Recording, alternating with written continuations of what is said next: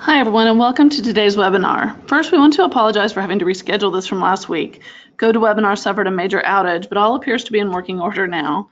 So before we get started today, I just want to make a couple of brief announcements. We do know that many of you are listening in from far away and can't attend any local events or programs, so that's why we provide this free webinar series.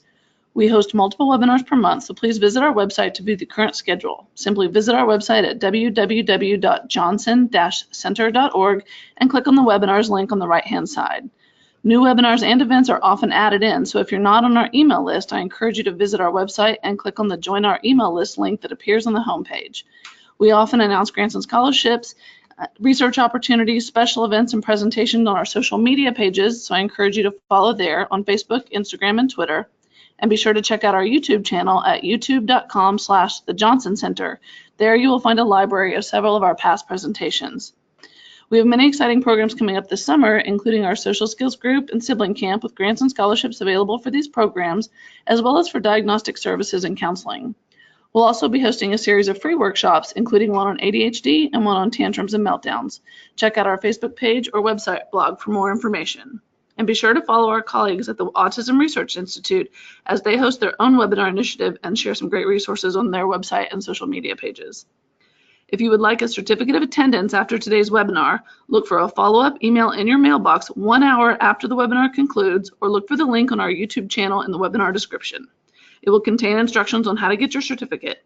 If you have questions during the live webinar, you may type them in your GoToWebinar control panel, and if you're watching a recording of this webinar, you may email questions to the presenter at info@johnson-center.org. Today's webinar was prepared and presented by Kelly Barnhill. Kelly is a certified clinical nutritionist and the clinical director and director of the nutrition clinic here at the Johnson Center, where she focuses on building appropriate diet and nutrition protocols for children with developmental delays and disorders, as well as working with children with significant gastrointestinal or autoimmune disease. She also has extensive experience in prenatal and infant nutrition and is a critical member of the Johnson Center research team. She also serves as the nutrition coordinator and member of the board of directors of the Autism Research Institute. Please welcome Kelly Barnhill.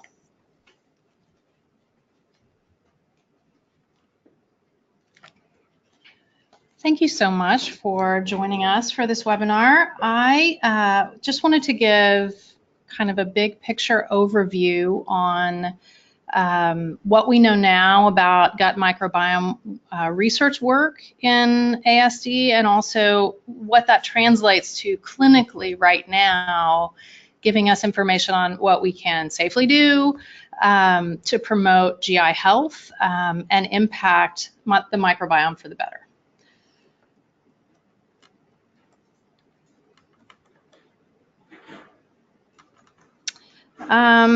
It looks like my slides are stuck again. I had this problem just yesterday in an earlier presentation. If you can hang on just for a moment, I just want to give you an overview on goals and objectives for our talk today. The first thing I want to do is look at the microbiome itself and what is our microbiome. Look at the research and resources and provide you further information on what that is so that you have opportunities to go and learn further on this issue. So I've offered you, and I want to go through some of the hardcore research, but at a very high level, and then provide you further links and resources to follow up on that if it's something that you're interested in, and also give you some books that have been written and resources there that you can access on Amazon if you'd like to learn further from some resources that we value.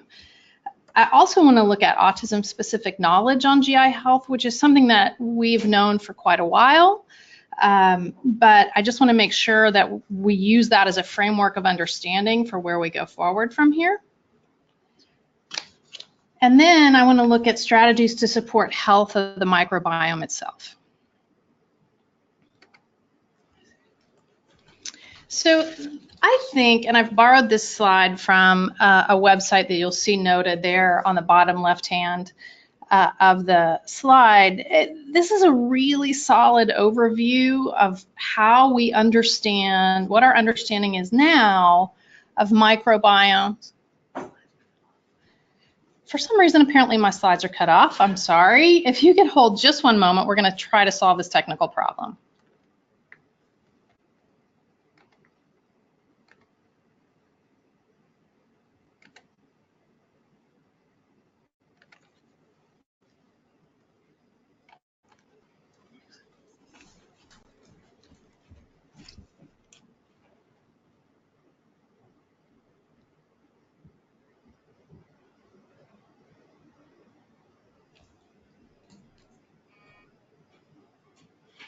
So as I was saying, I feel like this encapsulates what we know now and where the work is currently in our understanding of intestinal flora, the microbiota / the microbiome, and how it influences health in both healthy and also harmful ways. So we know that the microbiota and also the microbiome impact our immunity.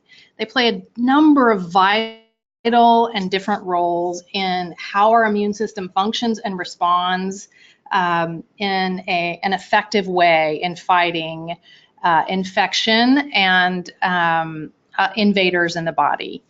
We know that the bacteria in the gut have a direct role in creating nutrients for us. So some of those vitamins include vitamins B and K, as well as absorption of iron and calcium. We know that there's a metabolic role here. We know that the research on the other side tells us that the makeup of our gut bacteria impacts and has been studied in a number of things. So there was obesity work published almost 10 years ago looking at this, showing that the bacteria in patients who were overweight, obese, was very different than those of normal, healthy controls. We know that our gut flora likely plays a major role in the development of inflammatory bowel diseases such as ulcerative colitis and Crohn's, and we know that now one of the standards of care in terms of intervention for both of those autoimmune inflammatory diseases is antibiotic management. In terms of autism, we have a few studies out. This one references one that was published a while ago looking at bacterial diversity and autism and the acknowledgement that children with autism have lower bacterial diversity in their gut than healthy controls.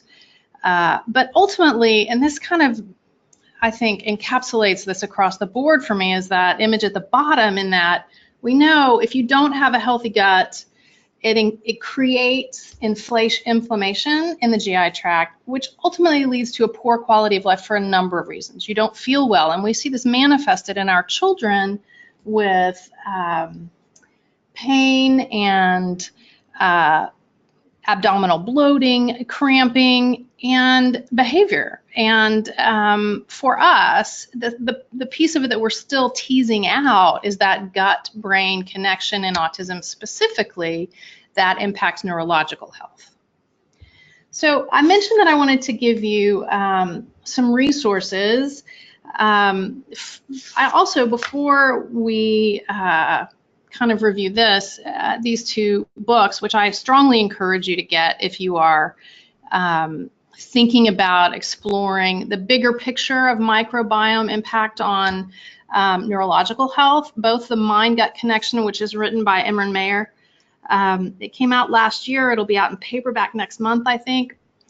He's a researcher at UCLA who's done an incredible job at taking this complex idea of what the microbiome is and how it impacts the brain, and particularly our mood and our behavior, and making it accessible for all of us, and what it translates to into concrete understanding and action points, which I think is huge.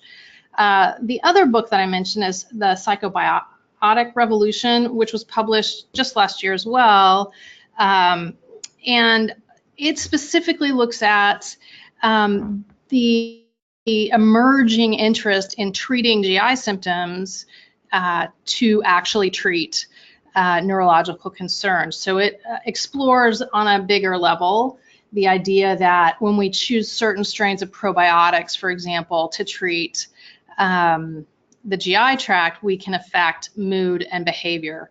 We can affect anxiety. We can affect other concerns in our neurological health as well. So what do we know right now?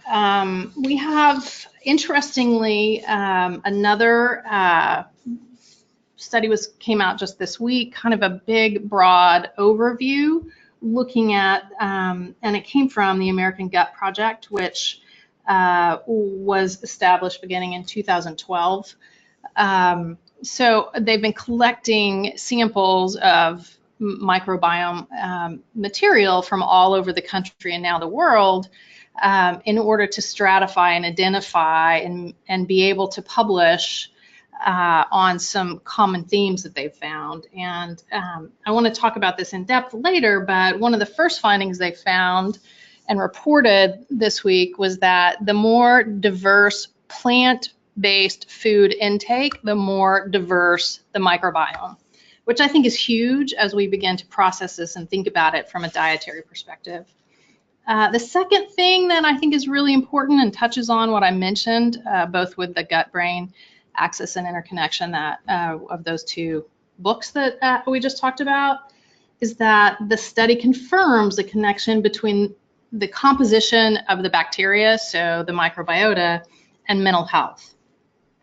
So, nutshell, the results demonstrated that people who had mental health or mental illness concerns and reported living with PTSD or bipolar or schizophrenia or clinical depression had more bacteria in common with each other than they had with healthy controls.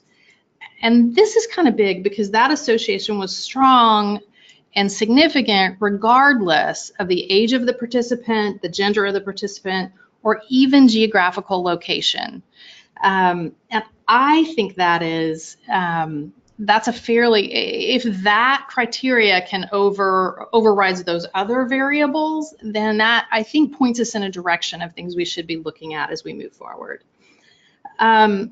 So just to touch on that for a bit, I also wanted to give you information on where you can go to learn more about the high-level research and everything that's going on with autism and GI microbiome specifically.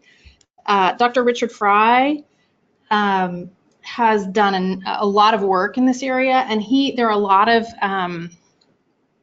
resources out there, but there are several presentations that he's completed looking at this with a focus on biochemical issues, with a focus on the neurological issues that gets into the science in great detail.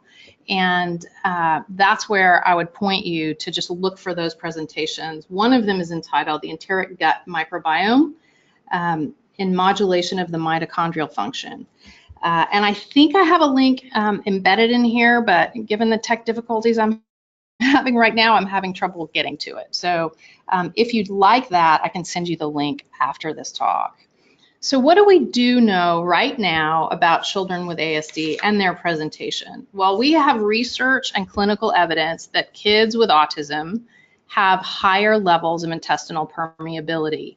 We know, and it's been documented in several research studies, that there is an issue with permeability of that intestinal barrier so that things that are actually meant to remain in the gut are being transported across that intestinal wall and into the bloodstream.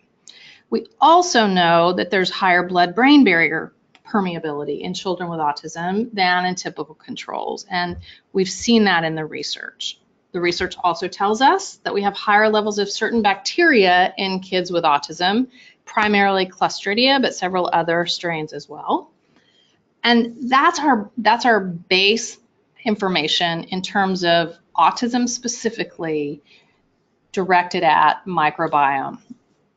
What else do we know? We know that, as I mentioned earlier, children with ASD have lower levels of bacterial diversity, meaning they have fewer species of bacteria in their gut than other populations and typical controls.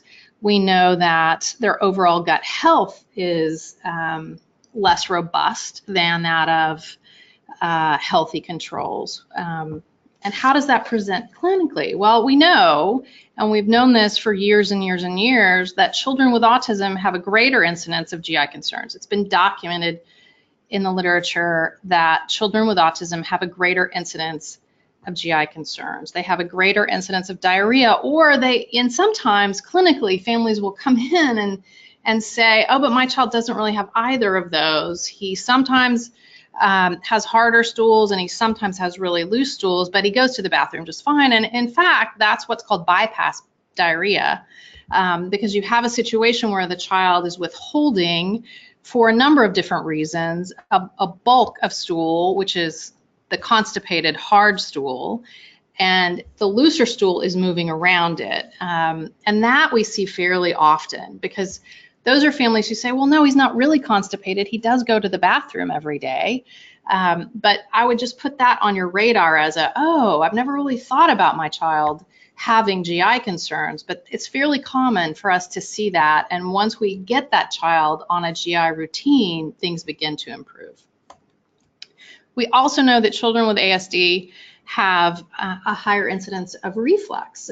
Dr. Tim Bowie in Boston has done and published several things on this. He speaks of it frequently and shows a video of a child who was nonverbal but repeatedly hitting his chest to bring attention to the pain in his esophagus. And in fact, it was being interpreted as self-injurious behavior, and behaviorists on his team were trying to intervene and redirect that behavior. We know, but we know it's there, and the deficit we have and our downfall as clinicians really is that our patients can't always communicate their pain to us well.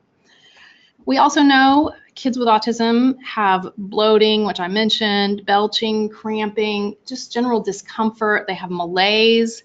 The one thing I haven't noticed here, and this is not documented in the literature, but we see a lot of kids who are either extremely active prior to a bowel movement or hyperactive after a bowel movement. So they have this change in behavior around GI motility. So why is all this important? Well, for a number of reasons, really. I think that we need to talk about, what we've known really is that treating these concerns in children we serve can help them feel better. It can help them sleep better, like this child. It can help them eat better, and it can help them perform better. And as our knowledge of the microbiome has developed in the past decade, we have a greater understanding of why that works, but we still have a long way to go. And I kind of want to give you, also in saying microbiome, I want to clarify that there's this slight nuance between microbiota and microbiome that I should differentiate. And that is, when we talk about microbiome now, that's become a term that references the genetic makeup of the entire microbiota. So the microbiota we're talking about is just what's living there. And the microbiome, when we talk about it, is what is the genetic footprint of the bacteria, the fungi, the viruses that are living in the GI tract. So just to differentiate slightly there as we go through this. So number one, why do we do this? We know sleep is important. An increased quantity of sleep and better quality of sleep can happen if we improve the health in the GI tract. There are multiple research studies out there on GI health and sleep quality across different disorders that talk about the impact both on immediate brain function, so following a change in sleep behavior, and also the long-term impact on overall health over the lifetime. So why would we want to help and improve and build a healthy microbiota? Because we want to impact it both short and long term, particularly in those children who are having difficulty sleeping. What else? We also know that if we change and address the health of the microbiome, we are impacting the child's access to nutrients.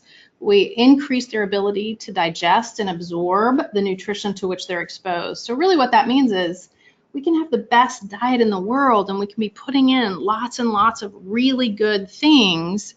But if our microbiome isn't up to snuff and isn't doing its job well, we're not gaining access to it. So if we have the ability to decrease any process that's going on there in the GI tract, which will allow us to increase digestion and absorption of those nutrients, we can impact short-term growth and long-term growth. And we know more and more, based on the research of the past 25 years, that what children are exposed to from a nutritional perspective in the early years of life affects them at 40 years old and 50 years old and as they age.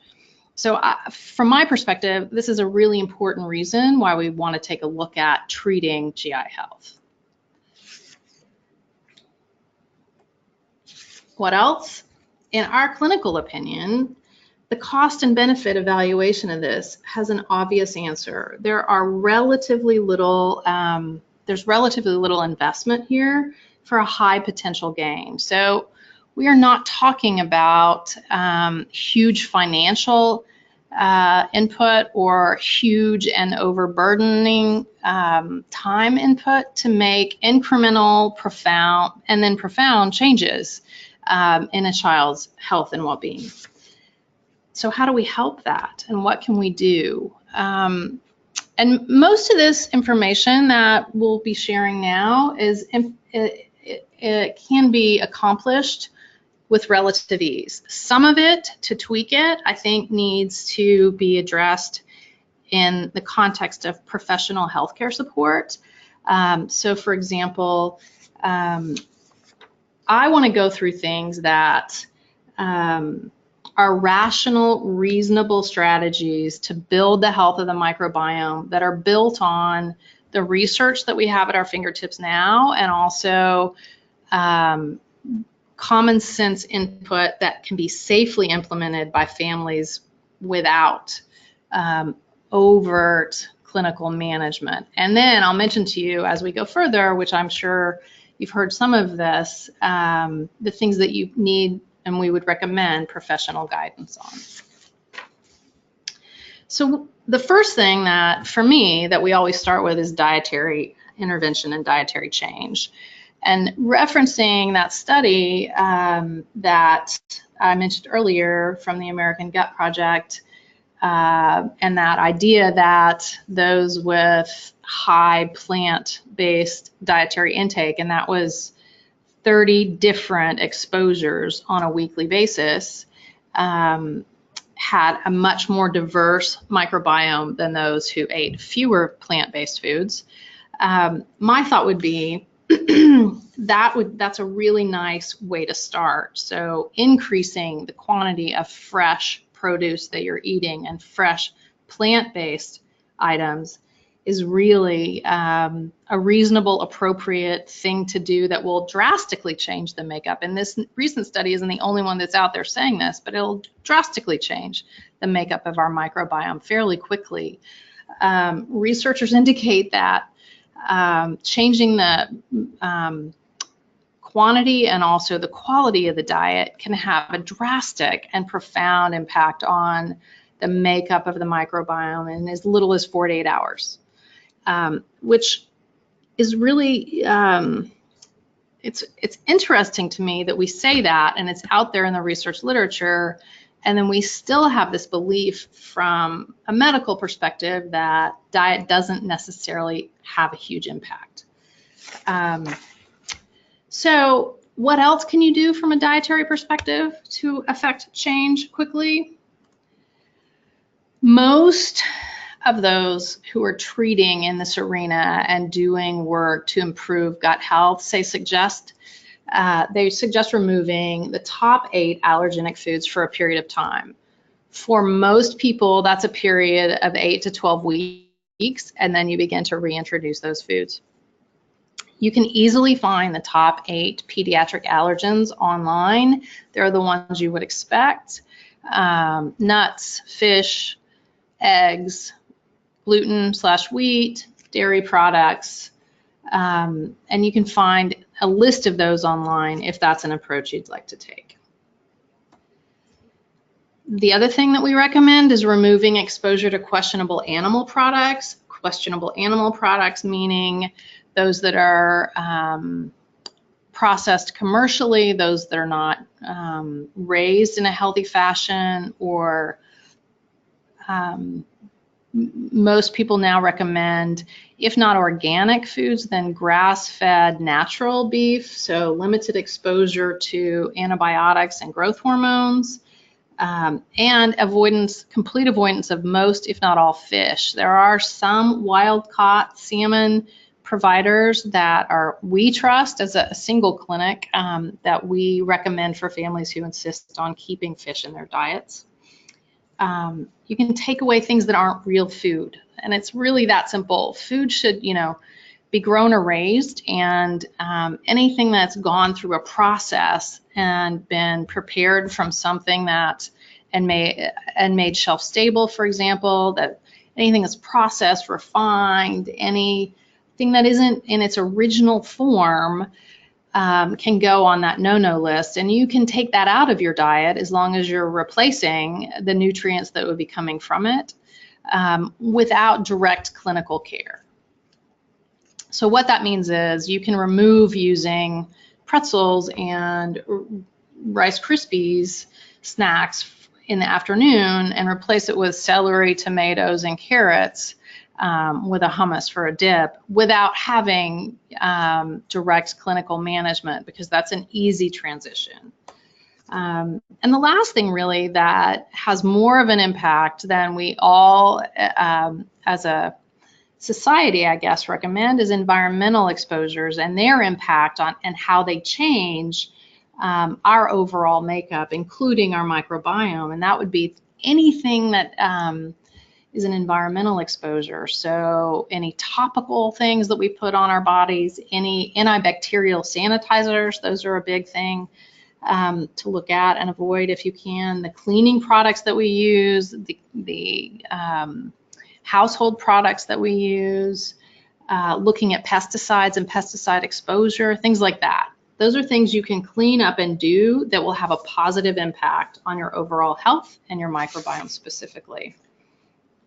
And so this is where we know these things can drastically alter gut flora. There's evidence out there, both anecdotally, clinically, and in the research that has been done in terms of altering gut microbes with a change in diet. So, and the primary component here, I guess, in these three approaches that I've noted, in the specific carbohydrate diet, in a paleo approach, and in a ketogenic diet, is that you're removing grains. And so you're taking away what has become, whether it is quality, unprocessed oatmeal, or whether it is Oreo cookies, you're taking away carbohydrates that feed certain strains of bacteria in the gut.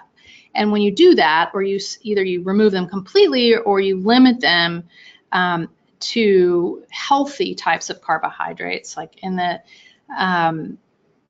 only coming from fruits and vegetables in the case of some of these approaches, coming from things like nuts and seeds in the case of the ketogenic diet, you can think about how that would impact. You're taking away a food supply for a community in your GI tract, and that's going to shift some things that will flourish and some things will die off simply based on providing the right food here.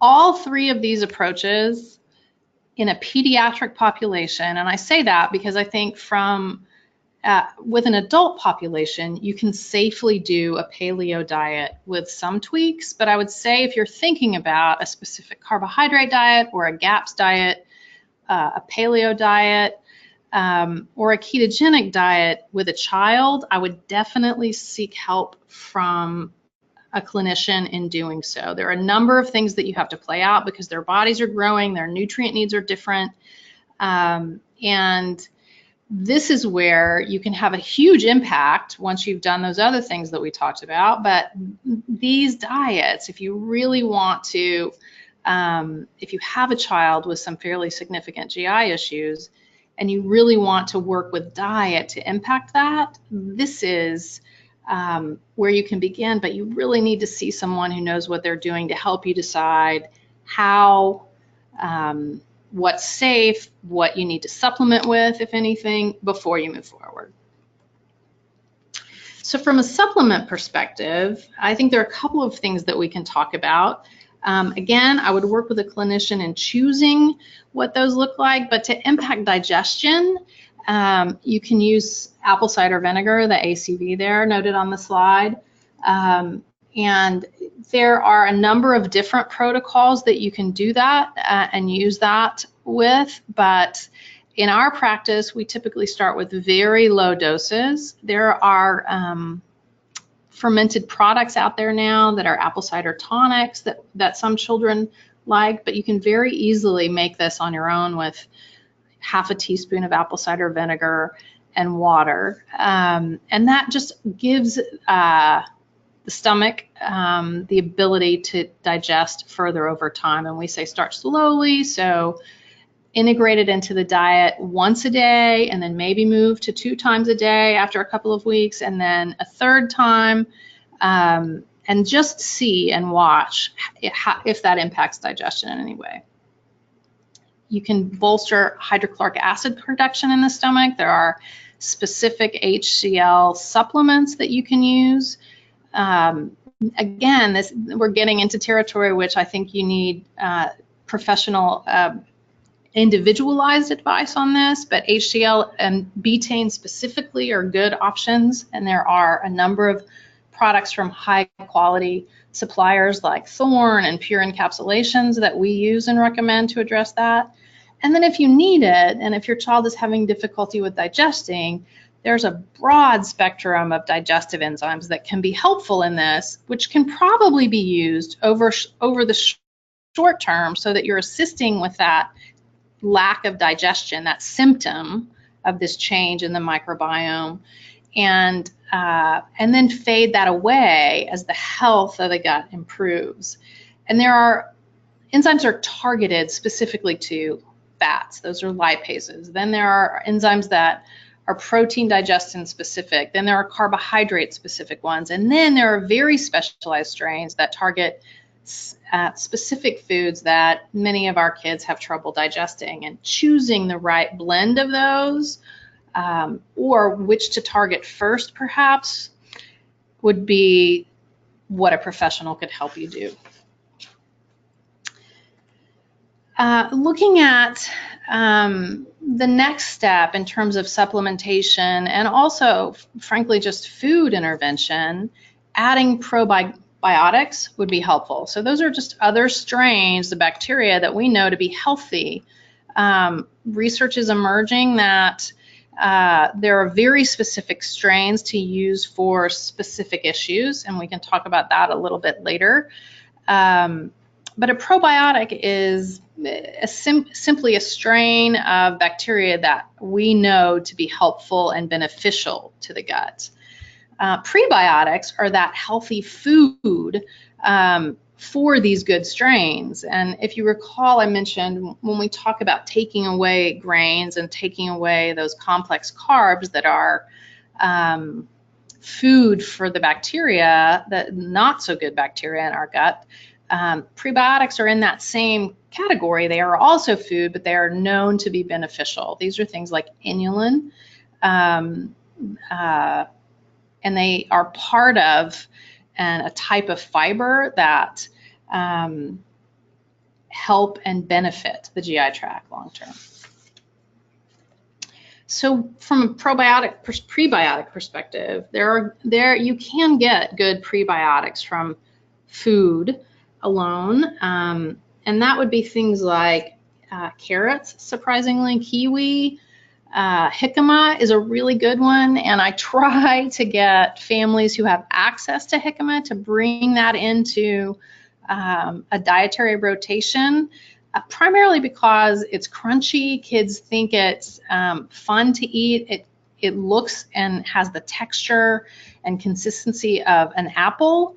It's fairly benign in flavor when prepared like the sticks you see at the top of the screen. It can be eaten raw. And depending on where families are, they have fairly easy access to this, to include it on a daily basis. And if you can do that, it provides lots of that good prebiotic fiber to benefit the gut.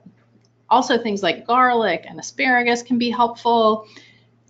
We have difficulty getting many of our clients and patients to consume those on a regular basis. So jicama is my default. Most of our kids will eat carrots. The downside to carrots as a root vegetable is they're very sweet.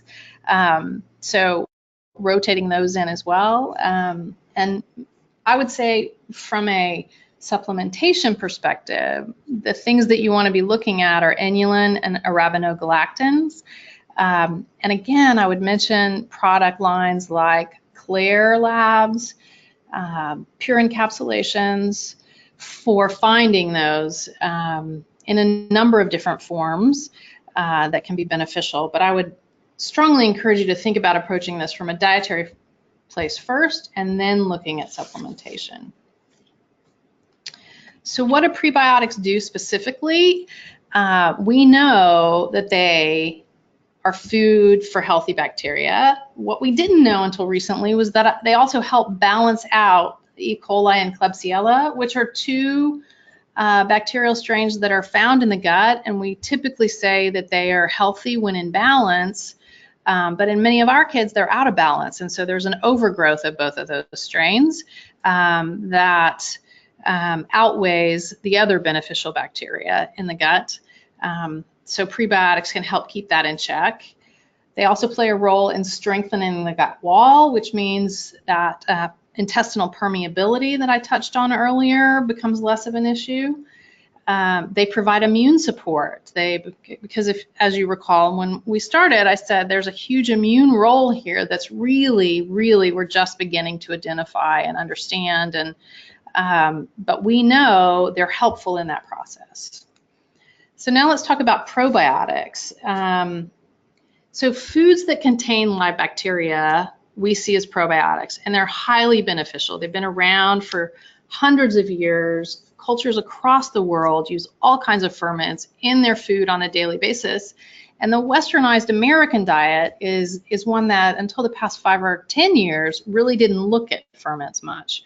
It's all the rage now. I mean, you see the kombucha in the stores, the kefirs in the stores. And I would say bringing fermented foods of some kind into your diet and your child's diet on a regular basis could be highly beneficial in introducing diverse bacterial cultures to the gut. There are some commercial products available. You can also learn how to do this on an inexpensive basis on your own. And there are lots of things that you can ferment. And once you get into this, it might be something that you have a lot of fun doing as well, because as you can see in that slide, you can ferment vegetables, you can ferment tea, you can ferment different types of milk. And all of that helps breed this diverse GI tract that we're looking for. Another way that we're starting to look at and treat the gut microbiome and autism particularly is through FMT, fecal matter transplant. And this slide comes from Vanderbilt, and it kind of shows you exactly what we're doing through that process. But I want to bring this to your attention and also mention to you that work last year out of Arizona State University that Dr. Jim Adams participated in doing looked at fecal transplant in children with autism specifically, and you can find that online fairly easily. I would caution you, it's a positive study, and I think we need a lot more work in this, because I think that for our children who have severe concerns from a GI perspective, it can be highly beneficial. This is an emerging science, and so various research entities around the country are beginning to look at the best approach for doing this. But that study in the autism community has some very strong data that tells us we should keep looking at this as a reasonable option for treatment because it helps change the balance of bacteria and increase the diversity of bacteria in that population. So how do we target healing here, and what are reasonable things? Well, first we want to support healing of any ongoing inflammatory process and damage. We need to mitigate what's going on now. So if it's a fire, we want to dampen it down. And how do we do that? In addition to these dietary probiotic, prebiotic approaches that I've mentioned. Well, I would say that the first thing you want to do that you can do safely without direct clinical support would be confirming the use of a quality multivitamin, multimineral product. And you want something that has zinc in it, and you want other trace minerals in it, because those are known in the literature. We know those are things that play a crucial role. And if your diet has been deficient because you've self-limited to foods that lack these minerals, which are primarily found in plant-based foods, then you need support through that. So choosing a multivitamin or multimineral product that would provide these minerals on an ongoing basis to support gut healing would be helpful. There's a product called zinc carnosine out there that is used specifically for inflammatory process and dampening that down. It's just a form of zinc that has been researched, and you can find that research online as well, in reflux and in also gastritis, and it really just calms that inflammation. So you can look for that product, again, with those manufacturers that I've mentioned earlier. You need to think about other nutrients such as vitamin K2, biotin, and pantothenic acid, because those have all been implicated in gut health as well. I will say you can find all of those in a quality over-the-counter children's multivitamin, and they should be at a level that would bring the intake to RDI at minimum. The caveat here is that if you're in a deficit place and you're already inflamed, you may need, or it might be recommended that you need a therapeutic support dose, which would be different than you'd find in that multivitamin. And the only way that you could really safely do that with your child would be by seeking clinical advice. You can also think about using things like glutamine. However, because if you start looking at microbiome support, you will see glutamine. I will caution you with glutamine because clinically, we've seen that many of the children that we serve have a negative response to it, and it's not something that we use as a frontline intervention now, simply because there were so many kids who responded poorly to it. Either coming in reporting that they did poorly to it, or if it was something that parents wanted to try and we tried. So it's not on our front line, and I caution you to think, I mean, it's well researched for this purpose, but in our population, it's something that we're cautious with. So there are also things like aloe water. I know that there's controversy out there about the use of aloe, but aloe is something that we've had benefit with in using and supporting the GI tract by providing that fiber.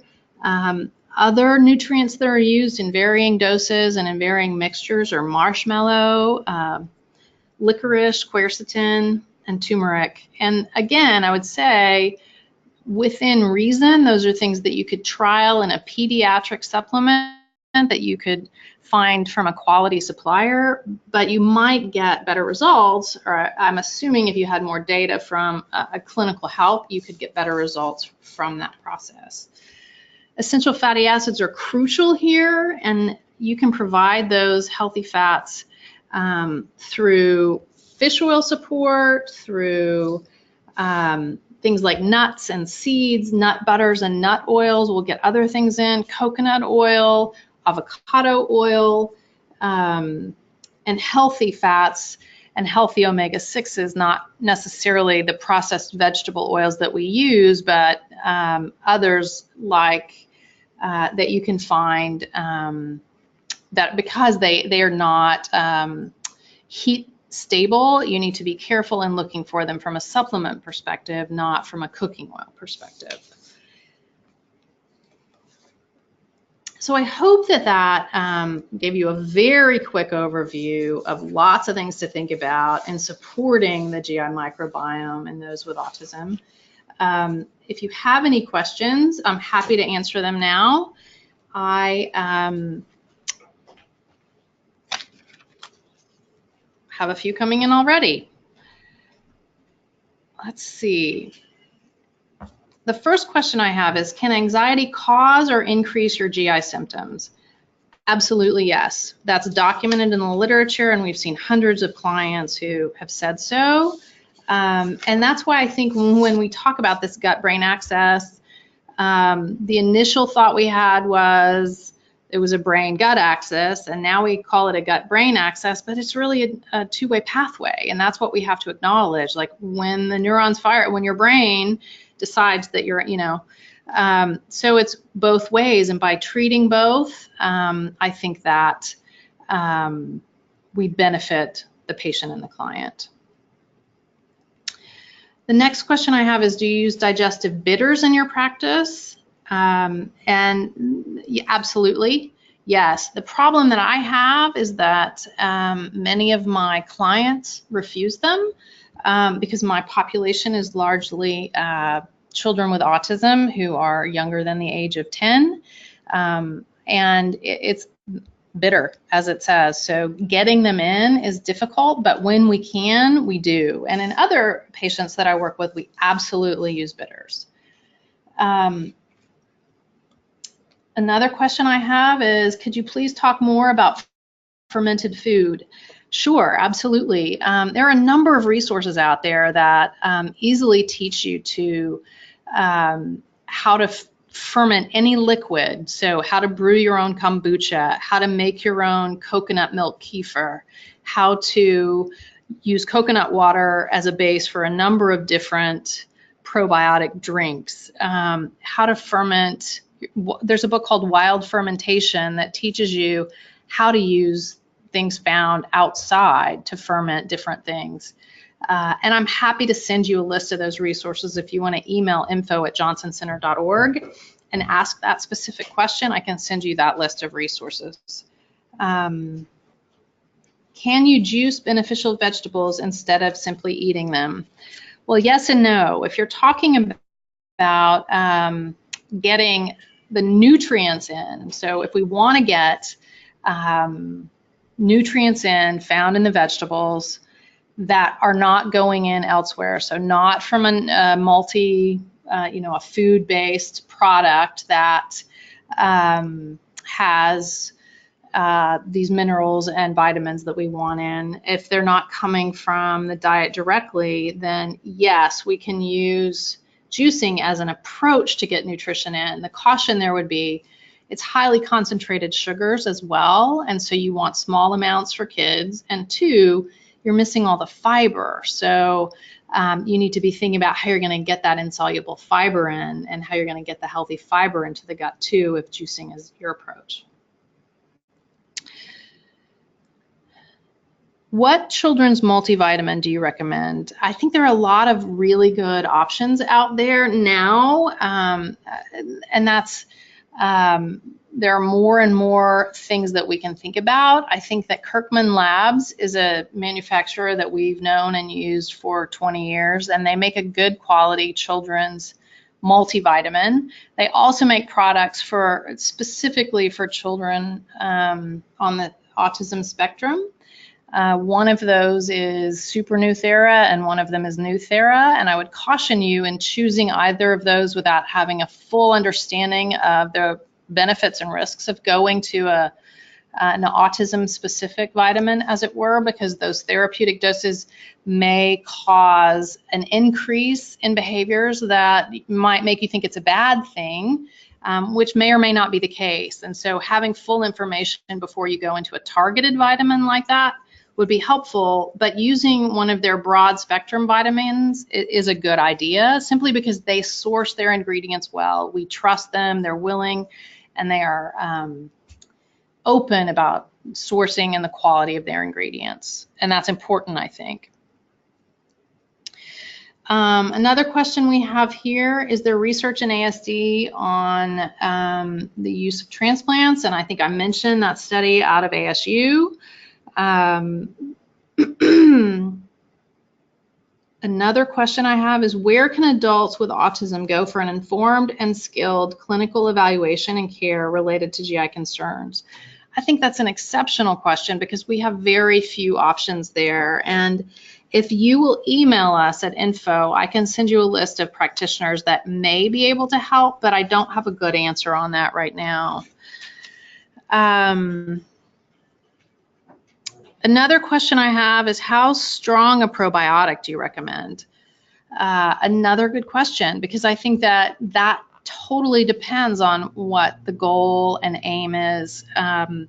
If we are looking at using a probiotic without testing, without any knowledge of the strains that are there, and in a child who doesn't really have any overt GI concerns, but has been on an antibiotic for an ear infection, for example, and we know that that's altered their GI flora, we'll choose something that is less intense, so less strong than other options that are there, but very broad spectrum, just so that it bolsters,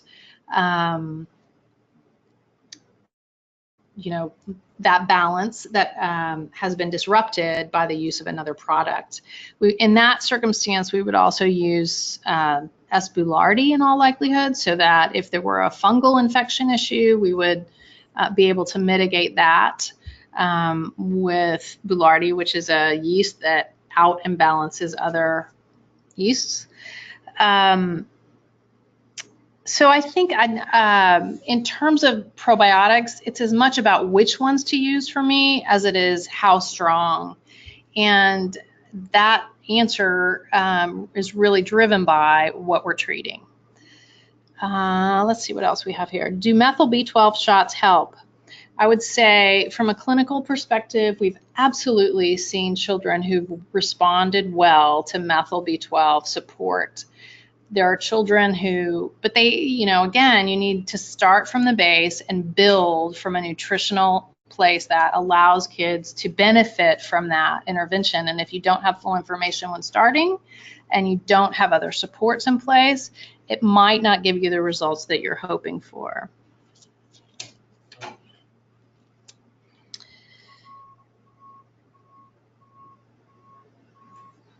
What is the best probiotic on the market? Another good question, but again, I think it speaks to my answer in that it depends on what we're working toward. I think that, you know, if you're talking about a Crohn's diagnosis and someone with a confirmed IBD issue, I would say VSL number 3 is out there and known to be useful in that circumstance.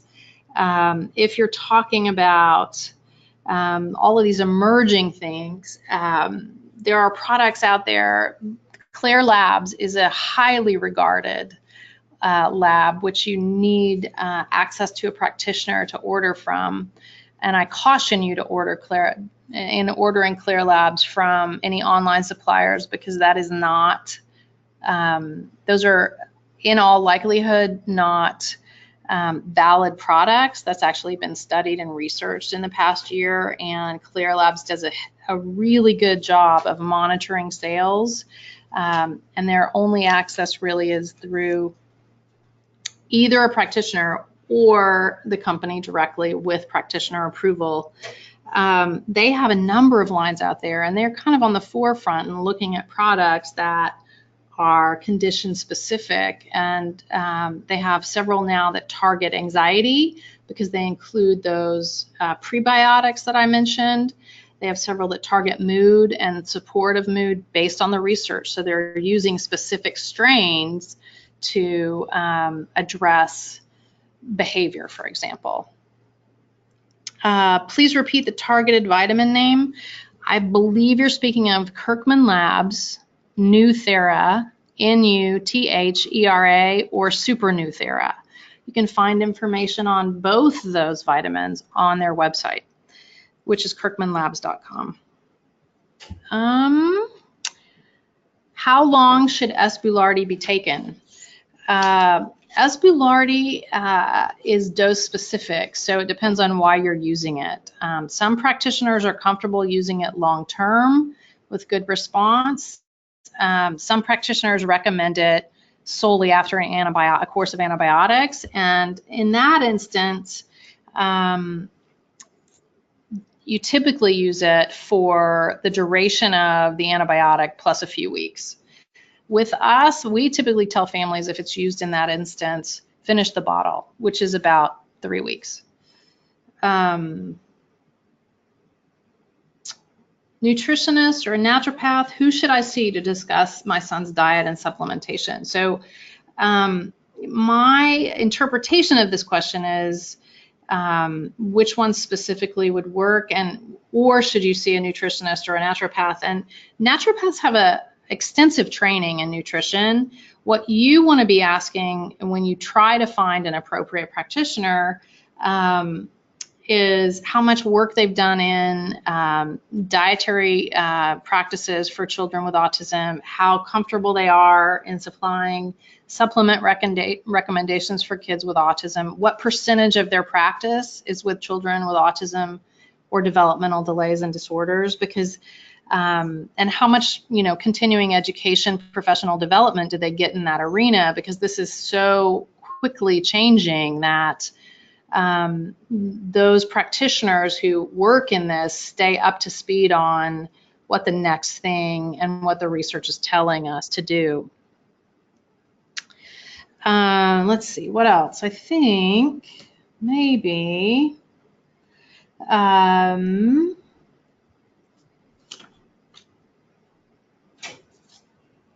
how can I get a picky eater with autism to try new foods? I think there's several resources on both our website, the Johnson Center, johnson-center.org, and also autism.com that would give you information on that. If you go to the ARI webinar archives, you'll find several presentations on there. One focused on behavioral intervention for trying new foods, one focused on nutrient and dietary-based approaches for trying new foods. And I think if you look at our website, we did one most recently, I think last fall or perhaps last spring, on this very issue as well.